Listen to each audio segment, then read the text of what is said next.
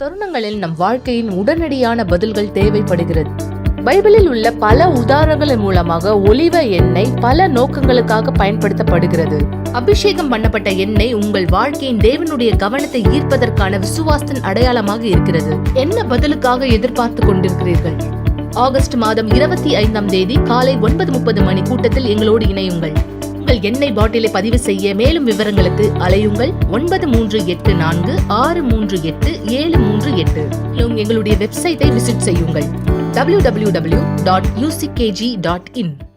வணக்கம் பிரியமானவர்களே, யூனிவர்சல் ஆலயத்தினுடைய கவலைப்படுவது நிறுத்துங்கள் இந்த நிகழ்ச்சிக்கு நான் இந்த நேரம் உங்களை வரவேற்கிறேன். நீங்க பார்த்த இந்த வீடியோவானது, இந்த அழைப்பு மிக தெளிவாய் உங்களுக்கு புரிந்திருக்கும் என்று நான் நம்புகிறேன். இந்த மாதம் 25ஆம் தேதி ஞாயிற்றுக்கிழமை காலை 9:30 மணிக்கு இந்த ஆசீர்வதிக்கப்பட்ட எண்ணெயிலிருந்து நீங்கள் ஒரு பகுதியானதை பெற்றுக்கொள்ள வரவேற்கப்படுகிறீர்கள். நீங்கள் உங்களுடைய ஒரு குணபாத்தலை பெற்றுக்கொள்ள, தேவனுடைய பலனை பாதுகாப்பானதை பெற்றுக்கொள்ள, இந்த எண்ணெயிலிருந்து நீங்கள் அபிஷேகமானதை செய்து கொள்ளும்படியாக இலவசமாய் இந்த எண்ணெயிலிருந்து நீங்கள் பெற்றுக்கொள்ள போகிறீர்கள். நீங்க ஸ்கிரீன்ல பார்க்கிற இந்த தொலைபேசி எண்களில் உங்களுடைய பெயர்கள், உங்களுடைய முகவரிகளை குறித்துக் கொள்ளலாம். நீங்கள் இந்த நாள் வரவேற்கப்படுகிறீர்கள். இந்த கூட்டத்தில் எங்களோடு இணைந்து நீங்கள் யூனிவர்சல் ஆலயம் எந்த சபை கிண்டத்தில் சென்றால் அங்கு இந்த எண்ணெயானது அந்த நாள் முற்றிலும் இலவசமாய் நீங்கள் இதை பெற்றுக் கொள்வீர்கள். தேவனுடைய வார்த்தை தெளிவாய் சொல்கிறது. யாக்கோபு 5ஆம் அதிகாரம் 14ஆம் வசனத்தில் சொல்லப்பட்டது போல, உங்களில் ஒருவன் வியாதிப்பட்டவனாய் இருந்தால் அவர்கள் சபையின் முப்பர்களை வரவழைப்பானால் அவர்கள் கர்த்தருடைய நாமத்தினாலே அவனுக்கு எண்ணெய் பூசி ஜெபம் பண்ணுவார்கள். வினியாலி அப்பொழுது ரட்சிக்கப்படுவான். இந்த விசுவாசத்திலே நீங்கள் வரவேற்கப்படுகிறீர்கள். தேவனுடைய வல்லமையானது உங்களுக்கும் உங்களுடைய வீட்டாருக்கும் நீங்கள் பெற்றுக்கொள்ளும்படியாக மிக நிச்சயமா மக்களை இந்த மாதம் மறக்க வேண்டாம். 25ஆம் தேதி ஞாயிற்றுக்கிழமை காலை 9:30 மணி கூட்டத்திலே நீங்கள் வரவேற்கப்படுகிறீர்கள். எங்களோடு இதே விசுவாசத்திலே ஒன்றிணையும்படியாக. நம்முடைய சபையானது இந்த குறுக்குப்பேட்டில் இருக்கிறது, மௌரோட அல்லா சாலையிலே, அதே பிரகாரம் பெரம்பூரிலே. நீங்கள் இந்த பகுதிகளை சுற்றியுள்ளவராய் இருக்கிறீர்களா? ஒருவேளை அண்ணா நகர், அதரம், ஐநாவரத்திலும் கூட நீங்கள் மற்ற மாநிலத்தை சார்ந்தவராய் இருப்பீர்களா? ஹைதராபாத், மும்பையிலும் நம்முடைய சபைகளானது இருக்கிறது. நீங்கள் எங்களை தொடர்பு கொள்ளலாம் மற்ற விவரங்களை தெரிந்து கொள்ளும்படியாக. என்றால் இந்த நாள் மாபெரும் ஆசீர்வாதத்தினுடைய நாளாயிரத்தில் இருக்கும். நீங்கள் இந்த ஆசீர்வாதத்தை உங்களுடைய வாழ்க்கையில் இந்த பெற்றுக் கொள்ளும்படியாக ஒவ்வொரு நாளும் நிகழ்ச்சிகளை உங்களோட நாங்கள் சாட்சிகளை பகிர்ந்து கொள்ளும் பொழுது நாங்கள் உங்களுக்கு காண்பிக்க வருவதனுடைய நோக்கம் இதுதான். தேவன் மாறாதவராய் இருக்கிறார். இந்த நாள் அதி அற்புதமான காரியங்களை தேவன் செய்கிறவராய் இருக்கிறார் விசுவாசத்தினாலே. மக்களே, மிக நிச்சயமாய் விசுவாசத்தினால் தேவன் இந்த நாளிலும் அதி அற்புதமான காரியங்களை செய்கிறவராய் இருக்கிறார். நீங்க இந்த நபருடைய சாட்சியை கவனிக்கும் நான் இந்த விரும்புகிறேன். இந்த சாட்சியானது இவங்களுடைய பழைய வாழ்க்கை எப்படியானதா இந்த இருந்தது, தேவன் மீது தன்னுடைய விசுவாசத்தை வெளிப்படுத்தின பிற்பாடு, தேவனோடு தன்னுடைய வாழ்க்கை இந்த வாழ தேர்ந்தெடுத்த பிற்பாடு, தேவன் இவர்களுக்காய் கொடுத்திருக்கிற வாழ்க்கையானது என்ன, இந்த மாற்றமானது எப்படியாய் நடந்தது, இவருடைய வாயில் என்று இந்த சாட்சியானது நீங்கள் கவனமாய் கவனிக்க என்று நான் விரும்புகிறேன். தேவன் உங்களுடைய வாழ்க்கையும் மாற்ற முடியும் என்பதை புரிந்து கொள்ளும்படியாக இந்த சாட்சியை பாருங்கள் இப்பொழுதே. ஃபிளாவியோ நரகத்திற்கு செல்ல வேண்டும் என்று தீர்மானித்தார். ஒருவர் எடுக்கும் தவறான தீர்மானம் இது. எனக்கு ஆண்ட்ரூ மேல ரொம்ப கோவம். எப்பொழுது எனக்கு 16 வயசு ஆனதோ, என்னுடைய பெற்றோரால் மத ரீதியான காரணத்திற்காய் வீட்டை விட்டு அனுப்பினார்கள். ஒரு மத ரீதியான குடும்பமா நாங்க இருந்தோம். ஏன்னா சர்ச்சுக்கு போவோம், சர்ச்சில் கத்துப்போம். ஆனா வீட்டுல வேற மாதிரி இருப்போம். பொய்யான வாழ்க்கை. அப்போ என்னுடைய மைண்ட்ல இது ஒரு பொய்யான வாழ்க்கை. அப்போ ஒரு நாள் தீர்மானம் எடுத்து அவங்க கிட்ட சொன்னேன், அம்மா, இது நமக்காக கிடையாது, இது எனக்காக கிடையாது.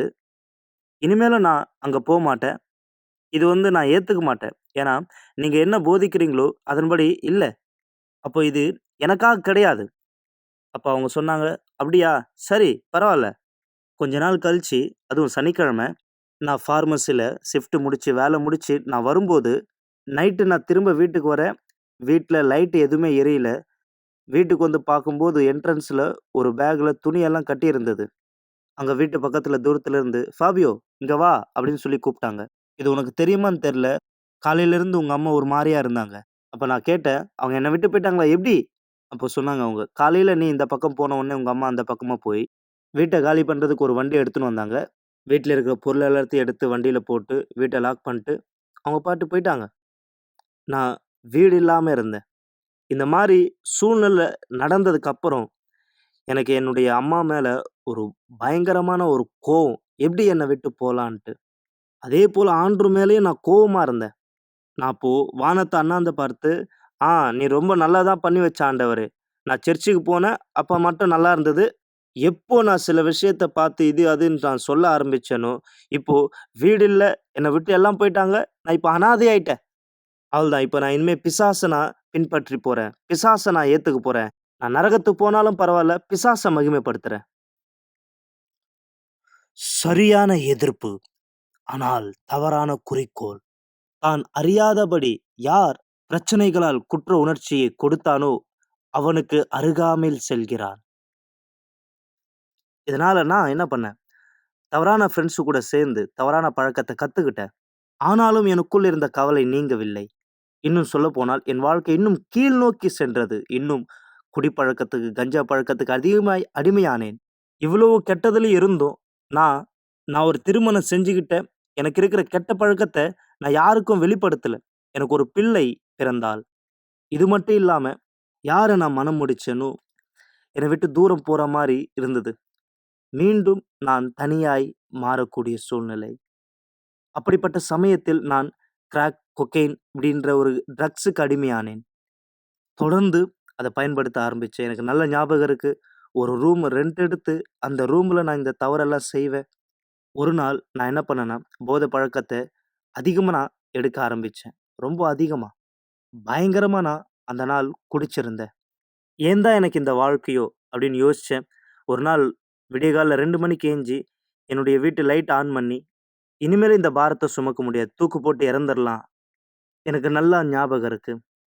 அந்த நேரம் நான் அந்த முடிச்சு போட்டு கயிற தொங்க விட்டு சேர்ல இருந்து குதிச்சேன். இறந்துரலாம் அப்படின்னு நெனச்சேன். ஆனா என்ன நடந்ததுன்னா, கட்டியிருந்த கயிறு அறுந்துச்சு. அப்ப நான் தரையில விழுந்தேன். அந்த நேரம், "பாரு, மரணம் கூட உன்னை ஏத்துக்கலையே." அப்ப நான் நெனச்சேன், "சாத்தான் கூட என்ன நரகத்துல ஏத்துக்கலையே. இது என்னடா?" அப்படின்னு சொல்லி, இன்னும் என் சூழ்நிலை ரொம்ப மோசமா நான் வாழப் போறேன் அப்படின்ட்டு தீர்மானம் எடுத்தேன். சாவு ஃப்ளாவியோவை ஏற்றுக்கொள்ளவில்லை. ஒரு மீட்பின் பாதை அவருக்காய் ஆயத்தப்படுத்தியிருந்தது. ஒருவேளை இந்த நிகழ்வு நடந்தது, பரலோகம் உதவியது அந்த ஆத்துமாவை காப்பாற்றுவதற்காக. பகல் நேரத்துல நான் ஒரு இடத்துலயும், இரவு நேரத்துல யுனிவர்சல் ஆலயத்தினுடைய ஷட்டர் வாசல்லயும் நான் தூங்குவேன். கொஞ்ச நாளுக்கு அப்புறம் என்னுடைய பொண்ணு என்ன தேட ஆரம்பிச்சா. என் மகளும் மனைவியும் சாலமோன் மண்டபத்தில் கூட்டத்தில் கலந்து கொள்வார்கள். என்னுடைய பொண்ணுக்கு யுனிவர்சல் டீன் ஃபோர்ஸ் அந்த குரூப்ல ரொம்ப பிடிக்கும். என்னுடைய மகள் கேட்டிருந்தா இங்க வந்து கலந்து கொள்ளும்படி. ஆனா யாருமே இல்ல அவள கூட்டிட்டு போறதுக்காக. எனவே நானும் அவ கூட சேர்ந்து போக வேண்டியதா இருந்தது. முதல் நாள் அட்டெண்ட் பண்ணதுல இருந்தே அவ அவ்ளோ விருப்பமா இருந்தா அதுல கலந்து கொள்ளும்படியா. அவ என்கிட்ட வந்து சொன்னா, "அம்மா, நம்மளுடைய வீட இங்கேயே மாத்திடலாமா? எனவே ரொம்பவே சுலபமா இருக்கும். நான் எல்லாத்துலயும் கலந்துக்கலாம்" அப்படின்னு கேட்டிருந்தா. அப்ப அவ என்ன கூப்பிட்டா, நான் அந்த நேரம் பிரேயர்ல கலந்துக்கிட்டேன். சொல்லப்போனா முதல்ல பிரேயர்ல கலந்துக்கிறது, சர்ச்சுக்கு வர்றது எனக்கு பிடிக்காது. ஆனா ஞாயித்துக்கிழமை ஒரு நாள் என் பொண்ணுக்காக போனேன். நான் அங்க போவேன். ஆனா எனக்கு அங்க போர் அடிக்கும். சேர்ல உட்காரும்போது நல்லா கை, கால் நீட்டிக்கிட்டு தூங்குறதுக்கு நல்லா வசதியா அப்படி படுக்கணும் அப்படின்னு சொல்லிட்டு இருப்பேன். இன்னும் நான் சொல்லப்போனா, மீட்டிங் நேரத்துல நான் தூங்குவேன். சில நேரத்துல என்ன தட்டி எழுப்புவா. என் வாயிலேருந்து அந்த அளவுக்கு நாத்தம் வரும். அவர் அந்த இடத்துல வந்து உட்காரும் பொழுது, அவர் குளிக்காதது போல அவர் மேல இருந்து துர்நாற்றம் வரும். அது என்னை கவன சிதைவடைய செய்யும். என்னுடைய மகள் அவருடைய பக்கத்துல உட்கார்ந்துட்டு இருந்தா. என்னுடைய மகள் செய்த சில விஷயம் என்னையே ஆச்சரியப்பட வச்சது. ஒரு நாள் வந்தது.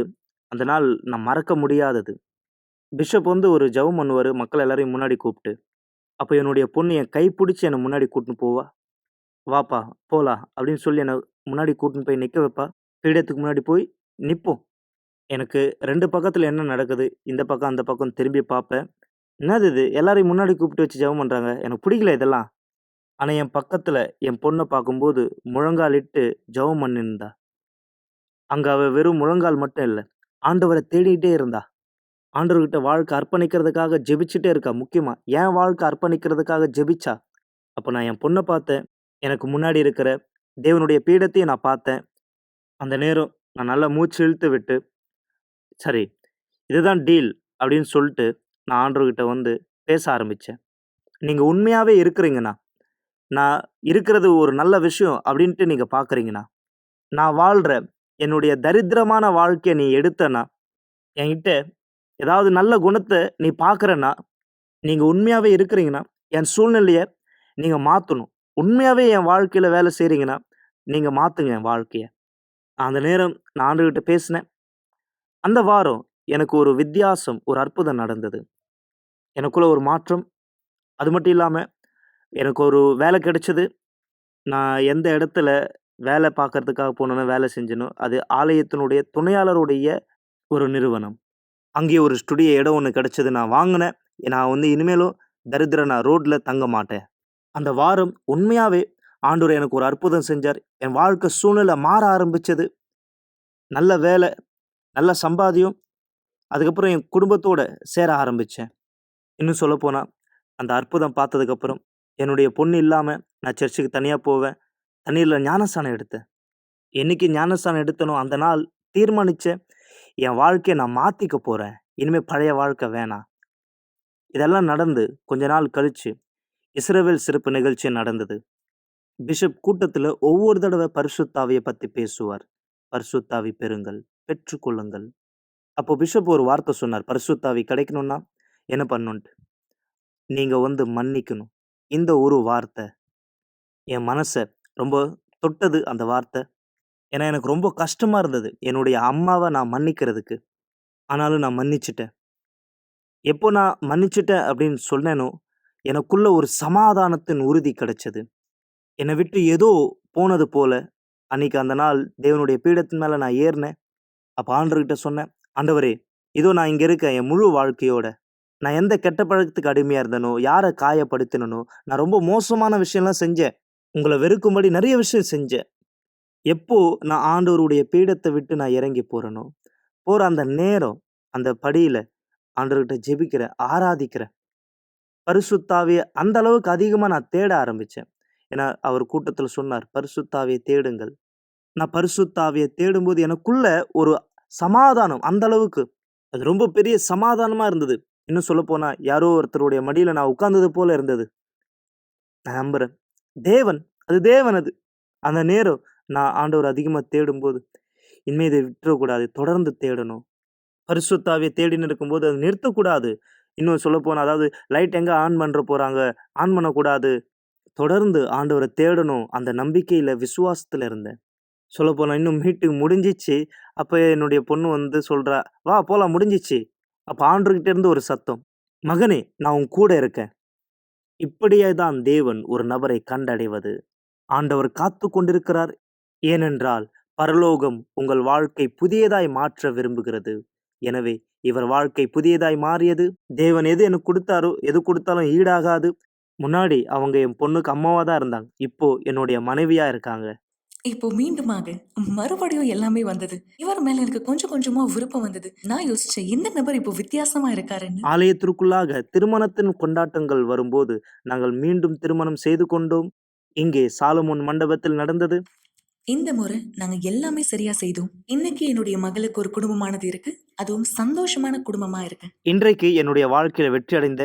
முன்னாடி ஒரு நாள் ஆண்டவரே பிடிக்காது சொன்ன, வெறுத்தவனா, ஆண்டவரே இல்லைன்னு சொன்னேன். ஆனா இன்னைக்கு நிறைய பேருக்கு ஆண்டவரை குறித்து நான் சொல்றேன். இன்னைக்கு சாலமோன் மண்டபத்தினுடைய 10வது வருஷத்துல நான் இருக்கிற. ரொம்ப சந்தோஷமா இருக்கு எனக்கு. என்னுடைய முழு குடும்பத்தோட நான் இந்த இடத்துல இருக்கேன். எனக்கு ரொம்ப சந்தோஷமா இருக்கு. சாலமோன் மண்டபத்துக்காக தேவனுக்கு நன்றி செலுத்துறேன். இந்த இடத்துல நான் என்ன கத்துக்கிட்டனோ, இல்ல தொடர்ந்து என்ன கற்றுக்கொள்றனோ எல்லாவற்றுக்கும் நன்றி செலுத்துறேன். யூடிஎஃப் குழுனுடைய வேலைகள் எல்லாமே அற்புதமானவைகள். தேவன் 11 வயசு பொண்ணை பயன்படுத்தினார். என்னுடைய பொண்ணு மூலியமா இன்னைக்கு புது இஸ்ரவேலரா நான் மாறி இருக்கேன். முன்னாடி நான் இப்படிதான் சொல்வேன், நான் ஒரு பிசாசு, நரகத்துக்கு தான் போவேன், நான் பிசாசை தான் நான் வந்து மகிமைப்படுத்துவேன் அப்படி சொன்ன ஆளு. ஆனா இன்னைக்கு நான் மாறி இருக்கேன். பரலோகம் என் வாழ்க்கையை மாற்றியது. இன்னைக்கு தேவனை நான் ஆராதிக்கிறேன், மகிமைப்படுத்துறேன். கவலைப்படுவதை நிறுத்துங்கள் என்ற நிகழ்ச்சியை பார்த்து கொண்டிருப்பதற்கு மிக்க நன்றி. கூட்டம் முடிந்த பிற்பாடும் நீங்கள் எங்களை தொடர்பு கொள்ளலாம். மறந்து விடாதீர்கள், எங்களுடைய எண் 9386387738. நன்றி. ஒருவேளை இந்த சாட்சியானது நீங்க இந்த இடத்துல பார்க்கும்பொழுது உங்களுக்குள்ள சில கேள்விகளானது இந்த இடத்தில் எழுந்திருக்கலாம். என்னுடைய வாழ்க்கையானது மாற முடியுமா? என்னுடைய மகளுடைய வாழ்க்கை, என்னுடைய மகனுடைய வாழ்க்கை மாற்றம் அடைய முடியுமா? இந்த கேள்வியானது நீங்க இந்த இடத்துல கேட்க வேண்டிய அவசியமானதில்லை. எனது சாட்சியானது உங்களுக்கு விளக்கத்தை கொடுத்திருக்கிறது. தேவன் என்றும் மாறாத தேவனாய் இருக்கிறார். நீங்க உங்களுடைய விசுவாசத்தை வெளிப்படுத்துவீரே ஆனால் மிக நிச்சயமாய் தேவன் தன் ஆசீர்வாதத்தை கொடுக்க தயாரா இருக்கிறார். மக்களை கவனமாய் இடத்தில் கவனியுங்கள். உங்களுடைய வாழ்க்கையை தேவன் மாற்ற விருப்பம் உள்ளவராய் இருக்கிறார். தேவன் யாரையும் கட்டாயப்படுத்துவதில்லை. தேவன் யாருடைய வாழ்க்கையிலும் எதையும் திணிப்பது கிடையாது. ஆனால் தேவன் தயாரானவராய் இருக்கிறார். யார் ஒருவர் தன்னுடைய வாழ்க்கையை மாற்றிக்கொள்ள விருப்பத்தை காண்பிக்கிறார்களோ, ஒரு உதவிக்காய் இடத்துல கேட்கிறவராய் இடத்துல இருக்கிறார்களோ, அவர்களுடைய வாழ்க்கை இடத்துல மாற்ற. என நீங்க சாட்சியில பார்த்த இந்த நபருடைய வாழ்க்கை அப்படியாக இந்த இடத்தில் இருந்தது.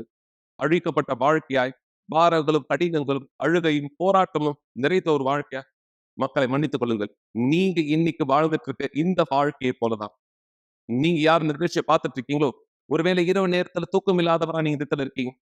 பல விதமான பிரச்சனைகளை உங்க வாழ்க்கை இந்த இடத்துல நீங்க குழம்பிட்டு இருக்கீங்க. அடுத்து என்ன செய்யலான்றது குறித்து யோசிக்க கூட முடியாத ஒருவராய், உங்களுடைய வாழ்க்கையிலே பாரங்களையும் சுமைகளையும் சுமந்து கொண்டிருக்கிறவராய் நீங்க உங்க வாழ்க்கையை வாழ்ந்துட்டு இருக்கீங்க.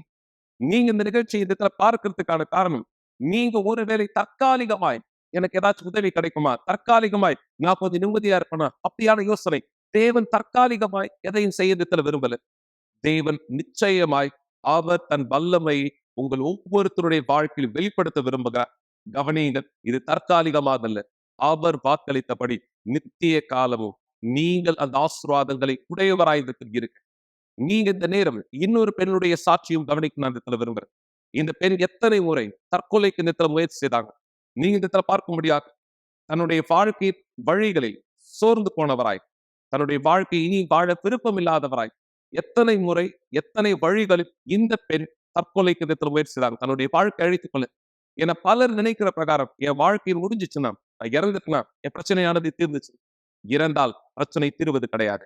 நீங்க இறக்கும் பொழுது நீங்க தேவனுடைய ஆவி இல்லாமல் இறந்தால் பிரச்சனை மோசமானதா இதற்கு மாறுகிறது.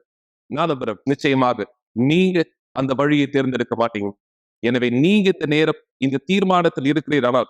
தேவன் உங்களுக்காய் வைத்திருக்கிற சிறந்த வாழ்க்கையை பெற்றுக்கொண்டு வாழ இந்த சாட்சியிலே இந்த நபர் எப்படியான நிலையில் இருந்தால் இவங்க வாழ்க்கை எப்படியாக மாறியது. கவனமாய் இந்த சாட்சியை கவனிங்கள். இந்த சாட்சியை பார்க்கிற இந்த சமயம் நீங்க உங்க வீட்டுல ஒரு கிளாஸ் தண்ணீரானதை தயார்படுத்திக் கொள்ளணும். இந்த ஜபத்தினுடைய முடிவிலே உங்களுடைய தண்ணீரை உங்களோடு சேர்ந்து விசுவாசத்திலே ஆசீர்வதிக்க போகிறோம். இந்த சாட்சியை பாருங்கள் இப்பொழுதே. என் பேர் சமந்தா மார்டின்ஸ். குழந்தை பருவத்தில் ஏற்பட்ட மன அழுத்தத்தின் காயங்கள் எனக்குள்ளே இருந்தன. என்னுடைய குழந்தை பருவத்தின் பிரச்சனை எல்லாமே நர்சரி பள்ளிக்கூடத்துல படிக்கும் பொழுதுதான். ஏன்னா நான் 3 மாத குழந்தையா இருக்கும்போது என்னுடைய உதட்டுல ஏதோ கட்டி மாதிரி இருந்தது. அதுக்கான அறுவை சிகிச்சை நடைபெற்றது. அதுக்கான தழும்பு அந்த இடத்துல இருந்துட்டே இருந்தது. நான் பிறந்த பொழுது எங்க அப்பா என்னை ஏத்துக்கல, என்னை புறக்கணிச்சாரு. இது எல்லாத்தையும் வச்சு பசங்க என்ன கிண்டல் செய்வாங்க, கேலி செய்வாங்க, பேர் சொல்லி கூப்பிடுவாங்க. உனக்கு அப்பா இல்ல, உனக்கு யாருமே இல்லைன்னு என்னை அவமானப்படுத்துவாங்க. எங்க அம்மா மட்டும்தான் அப்பா அம்மாக்கான 2 கதாபாத்திரத்தையும் என் வாழ்க்கைக்குள்ளாக செஞ்சுட்டு இருந்தாங்க. இது எல்லாமே நான் பிரைமரி பள்ளிக்கூடத்துல சேரும் போதும் நடந்தது, செகண்டரி பள்ளிக்கூடத்துல படிக்கும் பொழுதும் நடந்தது. ஆனா நான் செகண்டரி பள்ளிக்கூடத்தை படிக்கிற சமயத்துல என் அம்மா வேற ஒருத்தர் திருமணம் செஞ்சு கொண்டாங்க. அதன் மூலமா எனக்கு அவர் அப்பாவா ஆனாரு.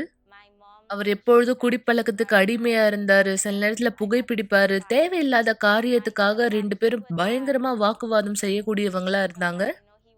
சில நேரத்துல நான் வீட்டை விட்டு வெளியேறணும்னு விரும்புவேன். ஏன்னா இது எனக்கு ரொம்ப அதிகமா இருந்தது. ரொம்ப மோசமா இருந்தது. அதன் பிற்பாடு நான் ஒரு உறவுல ஈடுபட்டேன். முன்னாடி அந்த உறவு நல்லபடியா இருந்தது. நான் 23 வயதுல ஒரு பெண் குழந்தையினால கர்ப்பம் தரிக்கப்பட்டேன். அதன் பிற்பாடு தான் அவர்கிட்ட நான் மாற்றத்தை பார்த்தேன். உடல் ரீதியாவும் மன ரீதியாவும் என்னை துன்புறுத்தினாரு. அவர் எல்லாவற்றிலும் மாறினாரு. நான் யார்கிட்ட உதவி கேட்கறதுன்னு தெரியாது. என் தாயார் இடத்துல உதவி கேட்கலாம், இல்ல மற்றவங்க கிட்ட உதவி கேட்கலான்னு பார்த்தா என்னை விட அவங்களுடைய பிரச்சனை மிகவும் மோசமானதா இருந்தது. என் மகள பெற்றெடுத்த பிற்பாடு நான் எடை கூடிட்டேன். அதனால என்னுடைய பார்ட்னர் என்ன சொன்னாரு, "நீ இந்த மாரி குண்டாயிட்டு இருக்க, நல்லாவே இல்ல பாக்க" அப்படின்னு என்ன சொன்னாரு. "நீ ஒருபோதும் உன்ன கண்ணாடில பார்த்ததே கிடையாதா?" அப்படின்லாம் கேட்டிருக்காரு. நான் என்ன ஒருபோதும் கண்ணாடில பார்த்துக்கணும்னு நான் விரும்பினதே கிடையாது. ஏன் தெரியுமா? நானே நெனச்சிருக்கேன், நான் முன்ன மாதிரி அழகா இல்ல, நான் முன்ன மாரி தகுதியானவளா இல்ல, நான் பாக்க அசிங்கமா இருக்கேன், நெறைய மாறிட்டேன். மேலும் சின்ன வயசுலருந்து இது நாள் வரைக்கும் எனக்குள்ளாக இருந்த அந்த காயங்கள் எதுவுமே மாற்றம் அடையலங்கிறத பார்க்கும்பொழுது, நான் ரொம்பவும் மன அழுத்தத்துக்கு ஆளானேன். அது என்ன சோர்வுடையதாக்குச்சு. நான் பலமுறை தற்கொலைக்கு முயற்சி எடுத்திருக்கேன். ஆனா, என்னால அத செய்ய முடியல. என் கைகள அறுத்துக்க முயற்சி எடுத்திருக்கேன். காலாவதியான மாத்திரைகள சாப்ட்டுருக்கேன். காலாவதியான உணவுகள சாப்பிடுறதன் மூலமா, அது விஷமா இருக்கு. ஒரு தடவ நான் அந்த மாரி கெட்டுப்போன சாப்பாடு சாப்ட்டுருக்கேன். அது நான் அந்த மாதிரி நான் கொஞ்சம் கொஞ்சமா சாப்பிடும்போது, அது விஷமா மாறி நான் அந்த மாரி இறந்துருவேன் அப்படின்னு நெனச்சேன். என்னுடைய சாவு தான் எல்லாத்துக்குமே முடிவா இருக்கும்னு நான் நெனச்சேன். ஏன்னா, என் மேல அக்கறை காட்டுறதுக்கு, அன்பு செலுத்துறதுக்கு யாருமே இல்ல இங்க. என்ன வெளிப்படுத்தி சொல்றதுக்கும் எனக்கு யாருமே கிடையாது. நான் இந்த காலாவதியான மாத்திரைகள எடுத்துக்கொண்டு இருக்கபோது கூட நெனச்சேன், நான் இறந்துட்டேன்னா, என்னுடைய மகள யார் பார்த்துப்பா? யாரு என்ன போல என் மகள பார்த்துப்பாங்க? யாருமே என் மகள பார்த்துக்க முடியாதுன்னு நான் யோசிச்சேன். அந்த காரணத்தினால நான் நிறுத்துனேன். அத புறக்கணிச்சேன். இல்ல நான் இத செய்யவே கூடாதுன்னு நான் யோசிச்சேன். என்னுடைய தோழி தான் என்ன யுனிவர்சல் ஆலயத்துக்கு அழைத்து கொண்டு வந்தாங்க. அவங்களோட சேர்ந்து நான் வெள்ளிக்கிழமையில வர ஆரம்பிச்சேன். அந்த வெள்ளிக்கிழமையில முதல் ஜெபத்துல நான் பெற்றுக்கொண்ட விடுதலையினால, நான் வீட்டுக்கு போனேன். ராத்திரி நல்லபடியா தூங்குனேன். சமாதானத்தோட தூங்குனேன். அதனால நான் ஒவ்வொரு வெள்ளிக்கிழமையும் அவளோட வர ஆரம்பிச்சேன். ஏன்னா, எனக்குள்ளாக நான் மாற்றத்த பார்க்க ஆரம்பிச்சேன். ஆவிக்குரிய பாதிப்புகள் இனிமேலும் எனக்குள்ளாக இல்ல. மேலும் நான் தொடர் சங்கிலி ஜெபத்துல கலந்துக்கிட்டேன். மேலும் தொடர்ந்து மன அழுத்தத்துக்காகவும், ஆவிக்குரிய பாதிப்புகள்லிருந்து விடுதலை ஆகணும்னு சொல்லி ஜெபிக்க ஆரம்பிச்சேன். முதலாவது ஆவிக்குரிய பாதிப்புகள் நிறுத்தப்பட்டது. மேலும் நான் மன அழுத்தத்திலிருந்து முழுமையா விடுதலையாக்கப்பட்டேன். மேலும் பாஸ்டர் பரிசுத்த ஆவி இருந்தா மட்டும் தான் நாம சந்தோஷமா இருக்க ஒரே வழின்னு போதிச்சுட்டு இருந்தாரு. அதன் மூலமா நான் கத்துக்கிட்ட பரிசுத்த ஆவியானவர் எவ்வளவு முக்கியத்துவமானவர்ன்னு. அதனால என்னுடைய பழைய வாழ்க்கைய விட ஆரம்பிச்சேன். மன்னிக்க ஆரம்பிச்சேன். என்னுடைய பழைய சிந்தனைகள விட ஆரம்பிச்சேன். எல்லாமே போகட்டும்னு விட்டுட்டேன். நான் கீழ்ப்படிய ஆரம்பிச்சேன். பாஸ்டர் என்னலாம் சொல்றாங்களோ, அது எல்லாத்தையும் செய்ய ஆரம்பிச்சேன். ஏன்னா, நான் இதத்தான் விரும்புறேன். நான் சந்தோஷமா இருக்க விரும்புறேன். நான் சந்தோஷத்துல களி கூற விரும்புறேன். பூரிக்க விரும்புறேன். ஏன்னா, இந்த சந்தோஷம் என் வாழ்க்கையில ஒரு நாள் கூட இருந்தது கிடையாது. மேலும் சமாதானம், சந்தோஷம் இது எல்லாத்தையும் என் வாழ்க்கையில நான் ஒருபொழுதும் பார்த்ததே கிடையாது. அதனால தான் நான் ஜெபிக்க ஆரம்பிச்சேன். 6 மணிக்கு அதிகாலையில ஜெபிச்சேன். 3 மணிக்கு ஜெபிச்சேன். 9 மணிக்கு, 3 மணிக்கு ஜெபிக்க ஆரம்பிச்சேன். கூட்டங்கள்ல கலந்துக்க ஆரம்பிச்சேன். நான் எல்லாவற்றையும் செய்ய ஆரம்பிச்சேன். ஏன்னா, எனக்கு பரிசுத்த ஆவியானவரின் அபிஷேகம் வேணும். அதனால என் வாழ்க்கை எல்லாவற்றையும் அர்ப்பணிச்சேன். எல்லாவற்றையும் பண்ணேன். ஒரு ஞாயிற்றுக்கிழமை காலையில நான் பரிசுத்த ஆவியினுடைய அபிஷேகத்த பெற்றுக்கொண்டேன். அந்த இடத்துல நான் எல்லாவற்றையும் ஊற்றுனேன். நான் தேவனிடத்துல சொன்னேன், "தேவனே நான் எல்லாவற்றையும் கைவிட்டேன். நான் எல்லாவற்றையும் உங்கள்கிட்ட குடுத்துட்டேன். இந்த உலகத்த சார்ந்த எதுவும் எனக்கு வேண்டாம். நீங்க மட்டும் தான் என்ன சந்தோஷப்படுத்த முடியும். உங்க ஆவிய பெற்றுக்கொள்றதுக்காக நான் எத வேணா இழப்பேன். என்னுடைய என்னுடைய வேலை, என்னுடைய எதிர்காலம் எதுவா இருந்தாலும் சரி. இன்னைக்கு நீங்க பார்க்குற இந்த சமந்தா இனிமேலும் மன அழுத்தத்துக்குரிய பெண்ணா இல்ல. நான் எப்பொழுதும் சந்தோஷமா இருக்கேன். என்ன சுற்றி இருக்கிறவங்களையும் நான் சந்தோஷப்படுத்துறவளா இருக்கேன். இன்னைக்கு எனக்குள்ள சமாதானம், சந்தோஷம், அன்பு எல்லாமே இருக்கு. இதன் மூலமா மத்தவங்களுக்கும் என்னால உதவி செய்ய முடியுது. நான் கஷ்டப்பட்டா மாரியே யாரெல்லாம் கஷ்டப்படுறாங்களோ அவங்களுக்கு உதவி செய்யறதுல எனக்கு மிகுந்த சந்தோஷத்த அளிக்குது. கவலைப்படுவதை நிறுத்துங்கள் என்ற நிகழ்ச்சியை பார்த்து கொண்டிருப்பதற்கு மிக்க நன்றி. கூட்டம் முடிந்த பிற்பாடும் நீங்கள் எங்களை தொடர்பு கொள்ளலாம். மறந்து விடாதீர்கள். எங்களுடைய எண் 9346387338. நன்றி. ஒருவேளை இந்த பெண்மணி என்ன செய்தாங்களோ தன்னுடைய வாழ்க்கை அழித்துக் கொள்ள நீங்களும் அதை முயற்சி செய்தவராய் இந்த இடத்துல இருந்திருக்கலாம். நீங்களும் அப்படியான பல வழிகளை இந்த இடத்தில் முயற்சி செய்து ஒருவேளை இந்த இடத்துல நீங்க அந்த முயற்சியில் தோல்வி அடைந்தவரா இருக்கலாம். தேவனுக்கு நன்றி. ஏன் நீங்க இந்த இடத்துல உங்களுடைய தற்கொலைக்கு முயற்சி செய்த பொழுது நீங்க இறக்கல? யோசிச்சு பார்த்திருக்கீங்களா? என தேவன் விரும்பல மக்களே. நீங்கள் அப்படியாக அழிக்கப்படுவதை தேவன் விரும்பாததால தேவன் இன்னும் நீங்கள் உயிரோடு இருக்க உங்களுக்கான வாய்ப்பு கொடுத்திருக்கார். இந்த வாய்ப்பானது வீணாக இந்த இடத்துல போறதுக்கா? மிக நிச்சயமா இந்த இடத்துல கிடையாது. தேவன் உங்களுடைய வாழ்க்கை ஆசீர்வதிக்க இன்றும் விருப்பம் உள்ளவராய் இருக்கிறார். மக்களை, உங்களுடைய தீர்மானத்தை எடுங்க. நீங்கள் வரவேற்கப்படுகிறீர்கள். இன்று நாங்கள் இந்த இடத்துல ஒரு விடுதலைக்கான கூட்டத்தை இந்த செய்து முடித்திருந்தோம். மிக நிச்சயமாய் விசுவாசத்தில் வந்த ஒவ்வொருவரும் தேவனுடைய வல்லமையை தன் வாழ்க்கையின் மீது பெற்றுக் கொண்டார்கள். நீங்களும் இந்த விடுதலை பெற்றுக்கொள்ள முடியும். நீங்களும் வழிகளை இடத்தில் உண்டாக்குங்க. ஏன் இந்த ஞாயிற்றுக்கிழமையும் கூட எங்களோடு ஒன்றிணையபடியாக தேவனுடைய மாபெரும் வல்லமை உங்களுடைய வாழ்க்கையில் இடத்தில் வெளிப்படுத்தப்பட முடியாது. குறிப்பாய் இந்த ஞாயிற்றுக்கிழமை நாம் தேவனோடு கூட பந்தியில் அமர போகிறோம். திருவிருந்தில் நீங்கள் பங்கேற்க உங்களுக்கான வாய்ப்பானது இந்த இடத்தில் இருக்கிறது. உங்களுடைய பழைய வாழ்க்கையானது விட்டு ஒழிந்து தேவனுடைய புது வாழ்க்கையானதை தொடங்குவதற்கு உங்களுக்கு வாய்ப்பானது இருக்கிறது மக்களே. எனவே இப்பொழுது தீர்மானம் உங்களுடையது. நீங்க சாட்சியில பார்த்த இந்த மக்கள் தன்னுடைய வாழ்க்கையை மாற்றிக்கொள்ள தீர்மானத்தை எடுத்தார்கள். தேவன் அந்த உதவியானதை செய்தார். அவர்கள் இன்று உங்களுக்கு முன்பாக சாட்சிகளாய் இந்த இடத்தில் இருக்கிறார்கள். இப்பொழுது கேள்வி, அவர்களுடைய சாட்சிகள் தேவனால் இந்த இடத்தில் கொடுக்கப்பட்டு பெற்றுக்கொண்டார்கள். இப்பொழுது நீங்க உங்களுடைய சாட்சிகளை பெற்றுக்கொள்ள தயாரா இருக்கீங்களா? தேவன் கட்டாயப்படுத்துவதில்லை. தேவன் உங்களுக்காய் காத்துக் கொண்டிருக்கிறார். நீங்கள் அவருக்கான கதவுகளை திறப்பீர்களே, ஆனால் நீங்கள் வரவேற்கப்படுகிறீர்கள். எனவே நீங்களும் ஒருவேளை குறுக்குப்பேட்டை சார்ந்த மக்களாய் இந்த இடத்துல இருக்கலாம். மவுண்ட் ரோடை சுற்றியுள்ள மக்களாய் இந்த இடத்துல இருக்கலாம். பெரம்பூர், அண்ணாநகர், ஐனாவரம், அகரம் இந்த பகுதிகளை சார்ந்தவராய் அதன் சுற்றுப்புறத்தில் இருக்கிறவராய் நீங்கள் இருக்கலாம். நீங்க இந்த ஞாயிற்றுக்கிழமை வழி உண்டாக்குவோம். காலை 9:30 மணி கூட்டத்திலே நம்முடைய கூட்டமானது விசேஷமாய் தேவனுடைய வார்த்தையினாலே நீங்கள் ஒவ்வொருவரும் ஆசீர்வதிக்கப்படும்படி வரவேற்கப்படுகிறீர்கள். தேவன் உங்களுடைய வாழ்க்கையை அதி அற்புதமாய் மாற்றும்படி. மேலும் இந்த கூட்டத்தை நீங்கள் கலந்து கொள்ளும் இந்த ஆசீர்வதிக்கப்பட்ட ஒலிவ எண்ணெயை நீங்கள் பெற்றுக்கொள்வதனுடைய நோக்கம் என்ன என்பதை இன்னும் தெளிவாய் புரிந்து கொள்ள முடியும். வழிகள் உண்டாக்கும் மக்களை, ஸ்கிரீன்ல பார்க்கிற இந்த தொலைபேசி எண்களில் மேலும் விவரங்களுக்கு நீங்கள் எங்களை தொடர்பு கொள்ளலாம். உங்களுடைய ஜபங்களுக்கு, ஆலோசனைகளுக்கு, தேவனுடைய வழி நடத்துதலுக்கு நீங்கள் எங்களை தொடர்பு கொள்ளலாம். தேவன் உங்கள் வாழ்க்கையை மாற்றும்படியாக. எனவே இந்த நேரம் நான் உங்களை வரவேற்க விரும்புகிறேன். இந்த விசுவாசத்திலே என்னுடைய ஜபத்தில் ஒன்றிணையும்படியாக தேவன் உங்களுடைய வாழ்க்கையை ஆசீர்வதிக்கும்படியாக. ஒரு கிளாஸ் தண்ணீரை ஆயத்தப்படுத்திக் கொள்ளுங்கள் அல்லது தொலைக்காட்சிக்கு அருகாமையிலே வாருங்கள். இந்த நேரம் உங்களுக்கான ஒரு சிறப்பு ஜெபத்தை நாம் செய்ய போகிறோம். அவர் தன் வல்லமை உங்களுடைய வாழ்க்கையில் இடத்தில் வெளிப்படுத்துவார். தேவனுக்கு அனுமதியானதை கொடுங்கள். மீண்டும் இதே நிகழ்ச்சியில் நாளை உங்களை சந்திக்கிறேன். இயேசுவின் நாமத்தினாலே.